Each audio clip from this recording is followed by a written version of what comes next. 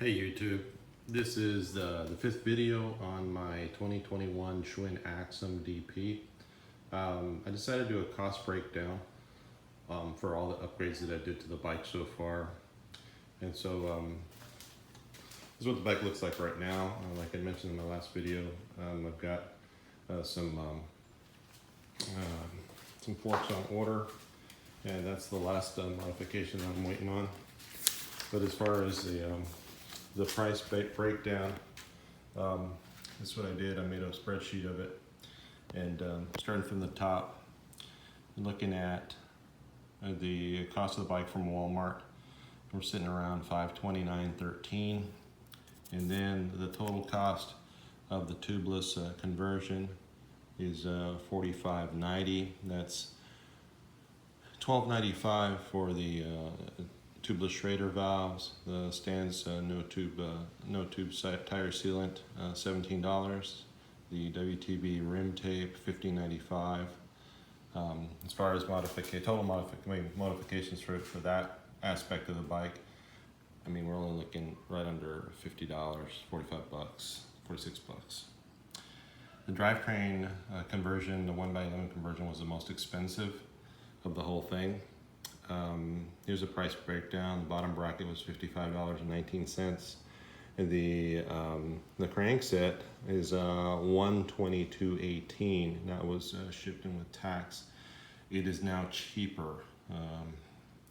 It's probably sitting at about $95, I think, is what the price was. But you add tax and shipping, and it probably comes out to a little over 100 bucks.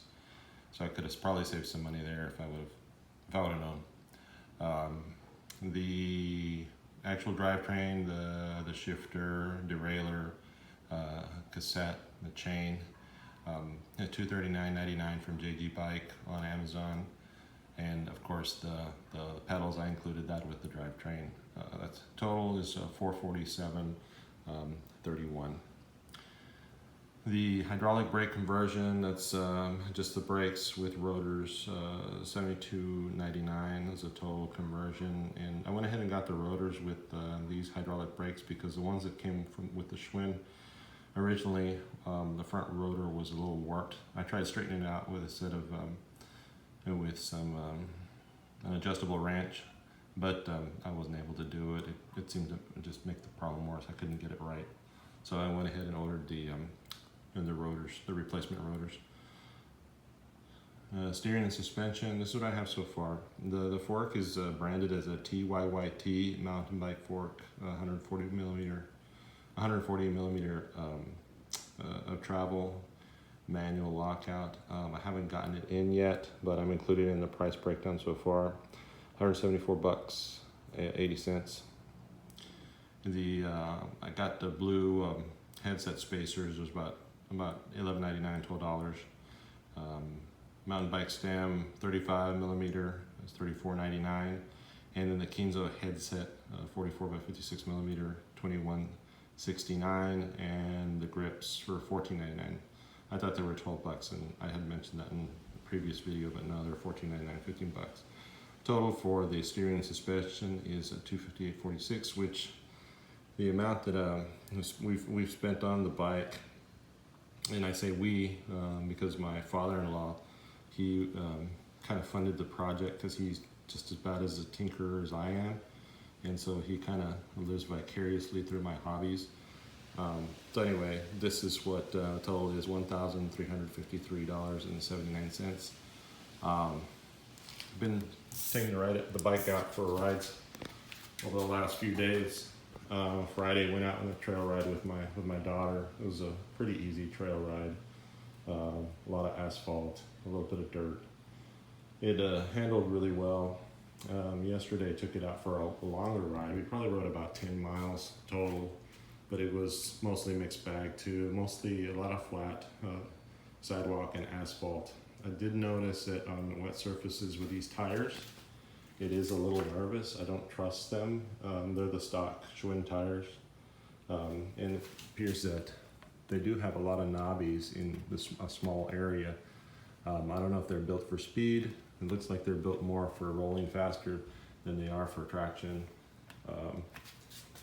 that's the feel that I got from them yesterday. As we've already mentioned, they've been converted over to tubeless.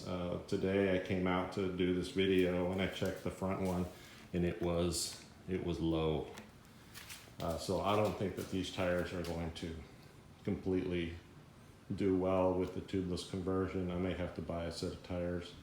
Of course, these were not made for tubeless. That's the risk that I took by utilizing them to do the tubeless conversion. So you can see where some of the sealant is leaked out from the bead. Maybe they're just not seating well on the bead. I'm not entirely sure, but it appears that way. So I'll keep riding it. If I can get it to hold air, at least for a ride, then I'll keep using them, because tires are expensive.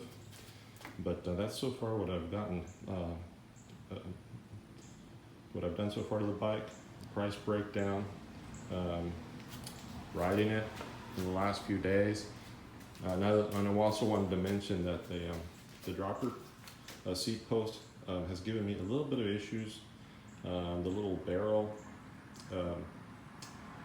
cable end that holds on to the end of the actuating mechanism for the post has come off twice already, and that's only with me adjusting it here inside my garage on the bike stand and getting the right height. The last time it happened, I cut the cable back a little bit and got a new piece of cable in there, and it unfortunately has a little Allen wrench, a tightener, and I really bear down on it. So far it hasn't gotten loose, but we'll see what happens with that. So far, the bike's doing really well.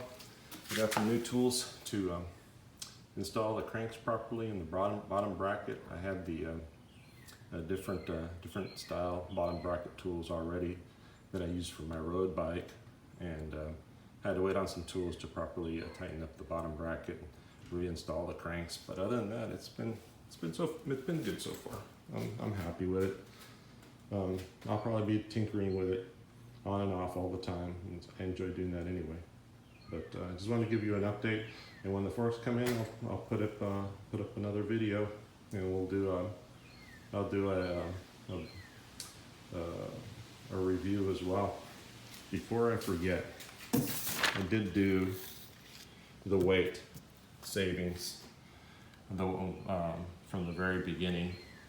So the stock weight is 35.72 pounds, tubeless conversion 34.5 pounds, grip, stem, cassette, derailleur, pedals 35.06. That cassette's pretty heavy, that's probably why it went up. Brakes went back down to 34.74 pounds, and then with the cranks it went back down to 34.42 pounds. But with the forks, let's see what happens. So stay tuned. Thanks, and you guys have a great day.